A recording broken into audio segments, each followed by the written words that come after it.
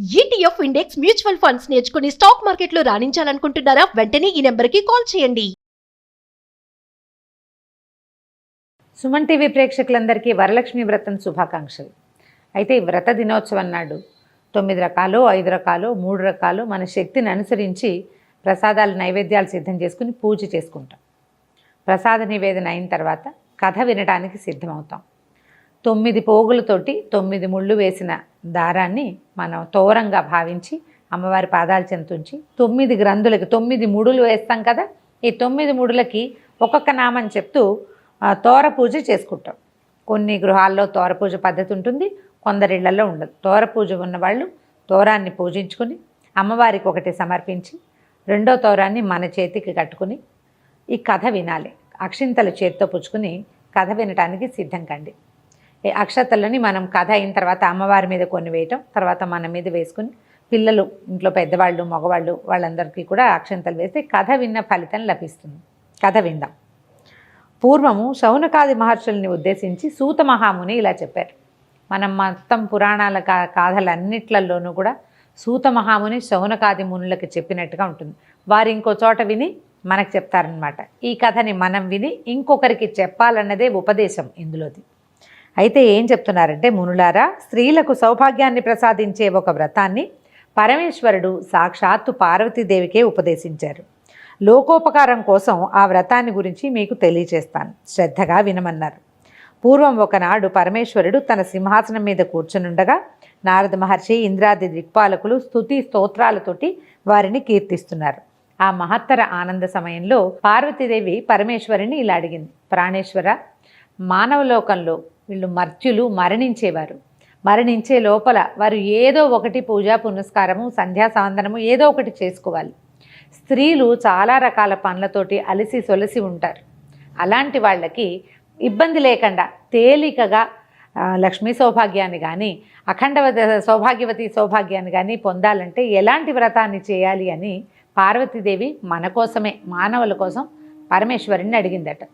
ఆ సమయంలో పరమేశ్వరుడు ఏం చెప్పాడట, పుత్రపౌత్రాభివృద్ధిగా ఉండడానికి, తర్వాత అఖండ సౌభాగ్యవతిగా ఉండడానికి, దాంతోపాటుగా సంపదలు కూడా వృద్ధి చెందటానికి సులువైన వ్రతం ఒకటి ఉన్నదని, సకలైశ్వర్యాలు కలిగి ఉండాలంటే ఇది చేయాలన్నారు. ఇది ఎలా చేయాలట, శ్రావణ మాసంలో పౌర్ణమికి ముందొచ్చే శుక్రవారం నాడు ఈ పూజ చేయాలని చెప్పారు. చెప్తే అప్పుడు పార్వతీదేవి అడిగిందట, ఇలాంటి వ్రతాన్ని ఇంతకుముందు ఎవరైనా చేశారా? దానివల్ల తమరు సెలవిచ్చినటువంటి అన్ని సౌభాగ్యాలు పొందిన వాళ్ళు ఎవరైనా ఉంటే వాళ్ళని గురించి చెప్పమంది. అప్పుడు ఈయన చారుమతీదేవి కథ చెప్పారు. కథ చిన్నది కానీ ఇందులో మనం తెలుసుకోవాల్సిన చాలా విషయాలు ఉన్నాయి. పూర్వం మగధ దేశంలో కుండినం అనే ఒక నగరం ఉండేది. ఇది చాలా అందమైన నగరము, బహుజనులు నివసించే ప్రాంతమట. అయితే ఈ ప్రాంతంలో చారుమతీదేవి అని ఒక సాధ్వి, ఒక ఆవిడ ఉండేది. వీడు చాలా సద్గుణ సంపన్నురాలు, చాలా బుద్ధిమంతురాలు. భర్తని, అత్తమామల్ని విశేషంగా సేవించేది. ఇంటికి వచ్చిన అతిథి అభ్యాగతలు సేవ చక్కగా చేసేది.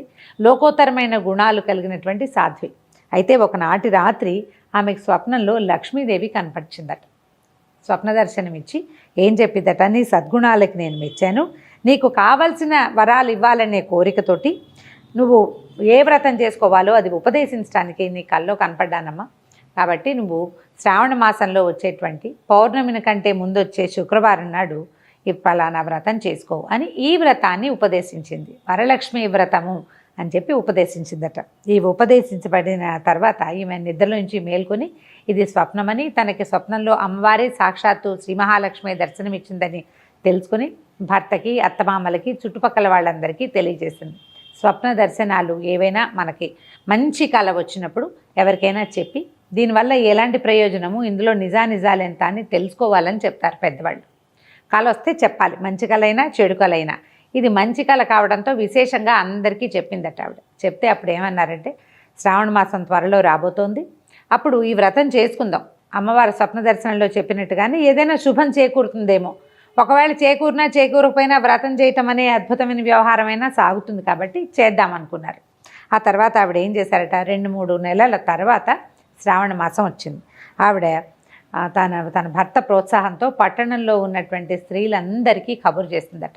ఈ రోజున అమ్మవారు వ్రతం చేసుకోమని ఆదేశించింది కాబట్టి ఎవరెవరి గృహాలలో వాళ్ళు వ్రతాలు చేసుకోండి, మా ఇంటికి రాగలిగిన వాళ్ళు రండని చాటింపులాగా ఒక పేరంటానికి పిలుపు చేశారనమాట. ఆమె ఇంటికి చాలామంది ఆమె యొక్క బంధువులు, స్నేహితులు, తెలిసిన వారు, చుట్టుపక్కల ఇళ్లలో వాళ్ళు అందరూ వచ్చారు. వచ్చిన తర్వాత వీళ్ళు ఏం చేశారట, ఈ గృహంలో ఒక పరిశుద్ధమైన ప్రాంతాన్ని ఎన్నుకొని ప్రదక్షిణకి వీలుగా ఉండేటట్టుగా చతుర్మధ్యంగా ఉండే ప్రాంతంలో గోమయంతో చక్కగా అలికి 5 రకాల రంగులతోటి ముగ్గులు పెట్టి తర్వాత పంచపల్లవాలతోటి కలశాన్ని ఏర్పరిచి అమ్మవారు వరలక్ష్మీదేవిని కలశంలోకి ఆవాహన చేసి అత్యద్భుతంగా మేళతాళాలతోటి పురోహితుల సహకారంతో వరలక్ష్మీ వ్రతం చేసుకున్నారట. వ్రతం అనగా ఏమిటి? పూజ ఒక విధానం ప్రకారం చేయటం. ముందు వెనకలుగా పువ్వులో పళ్ళో సమర్పించడం కాకుండా షోడశోపచార విధానంతో 16 ఉపచారాలతోటి లక్ష్మీదేవిని సేవించటం. ఈ సేవ సక్రమంగా జరిగేసరికల్లా పూజ అంతా పూర్తయిపోయింది. తర్వాత నివేదనలు జరిపారు. తర్వాత అమ్మవారిని పెట్టినటువంటి ఈ కలశానికి ప్రదక్షిణ చేయమన్నారు. ఈ పట్టణంలో ఉన్న స్త్రీలు చారుమతి దేవితో సహా లేచి నిలబడి ఈ అమ్మవారి కలశం చుట్టూతా ప్రదక్షిణ చేయబోయారట. మొదటి ప్రదక్షిణ చేయగానే ప్రదక్షిణ చేస్తున్న స్త్రీలందరికీ కూడా చేతులకి, పాదాలకి ఎన్నో రకాల స్వర్ణాభరణాలు వచ్చినాయట. ఆశ్చర్యపోయారు. అమ్మో, అమ్మవారి అనుగ్రహం ఇట్లా కనపడుతోంది అనిపించింది. మళ్ళీ రెండో ప్రదక్షిణ చేయగానే వీళ్ళ ఇళ్ళు ఎవరెవరైతే ఇక్కడ ప్రదక్షిణ చేస్తున్నారో ఆ అందరి గృహాలు కూడా ధన కనక వస్తువాహనాలతోటి నిండిపోయినాయట. మూడో ప్రదక్షిణ చేసేసరికల్లా ఆ ప్రాంతం అంతా కూడా బంగారు కాంతులతోటి చాలా ప్రకాశవంతంగా మారిపోయిందట. ఈమె ఇంటికి, చారుమతి దేవి ఇంటికి వచ్చారు వాళ్ళందరికీ కూడా వాళ్ళ గృహాల నుంచి రకరకాల బళ్ళు, అశ్వాలు కట్టినవి, ఏనుగులతోటి, తర్వాత పల్లకీలు, చిన్న చిన్న రథాలు, అట్లా అన్నీ వచ్చినాయట వాహనాలు వాళ్ళని తీసుకెళ్ళడానికి.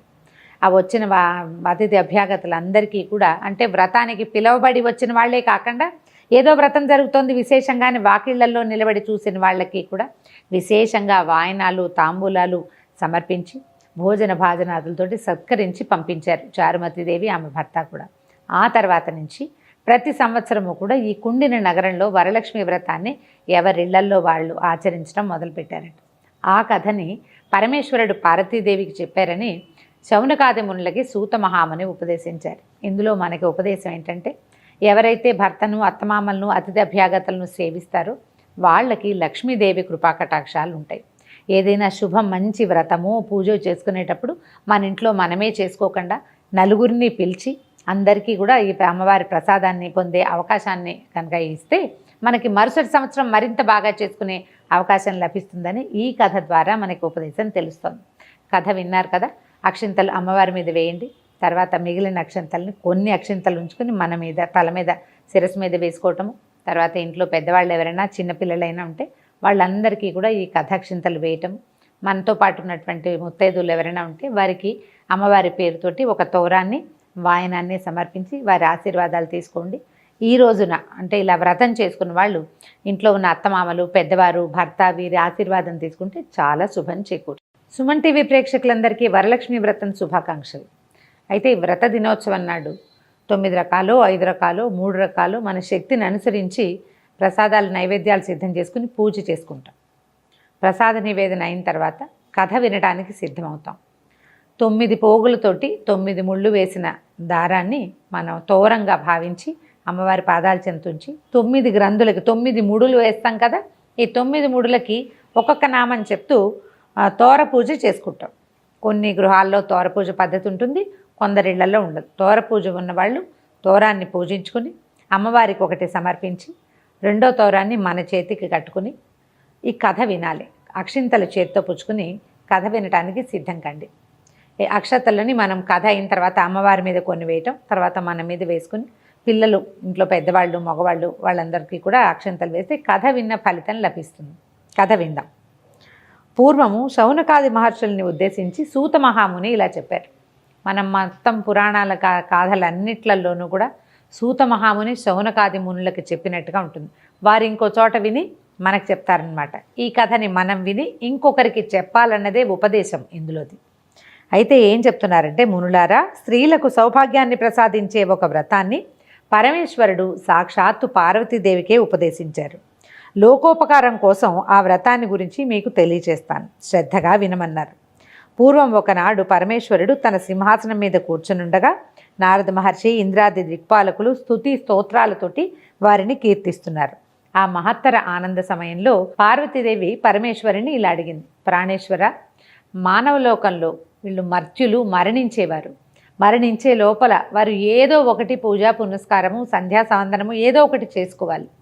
స్త్రీలు చాలా రకాల పనులతోటి అలసి సొలసి ఉంటారు. అలాంటి వాళ్ళకి ఇబ్బంది లేకుండా తేలికగా లక్ష్మీ సౌభాగ్యాన్ని కానీ సౌభాగ్యవతి సౌభాగ్యాన్ని కానీ పొందాలంటే ఎలాంటి వ్రతాన్ని చేయాలి అని పార్వతీదేవి మన కోసమే, మానవుల కోసం పరమేశ్వరుని అడిగిందట.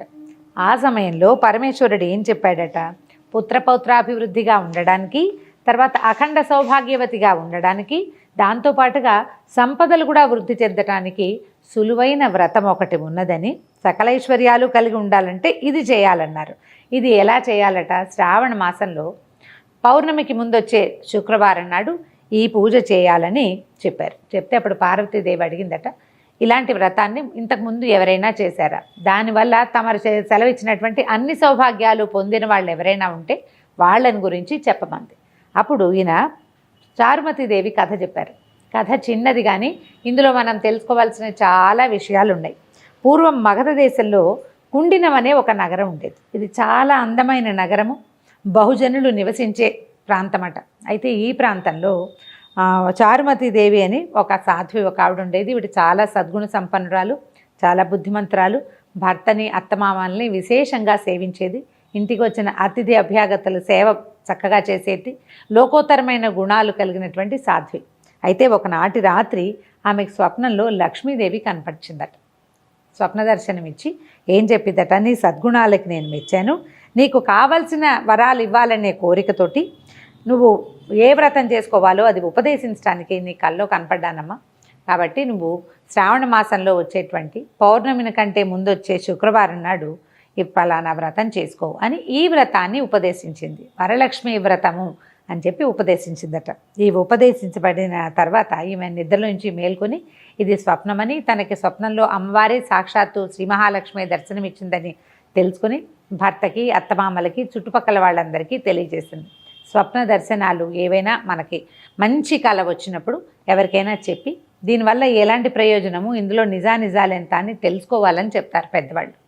కళ వస్తే చెప్పాలి, మంచి కళ అయినా చెడు కళ అయినా. ఇది మంచి కళ కావడంతో విశేషంగా అందరికీ చెప్పిందట ఆవిడ. చెప్తే అప్పుడు ఏమన్నారంటే, శ్రావణ మాసం త్వరలో రాబోతోంది, అప్పుడు ఈ వ్రతం చేసుకుందాం, అమ్మవారు స్వప్న దర్శనంలో చెప్పినట్టుగానే ఏదైనా శుభం చేకూరుతుందేమో, ఒకవేళ చేకూరినా చేకూరకపోయినా వ్రతం చేయటం అనే అద్భుతమైన వ్యవహారమైనా సాగుతుంది కాబట్టి చేద్దామనుకున్నారు. ఆ తర్వాత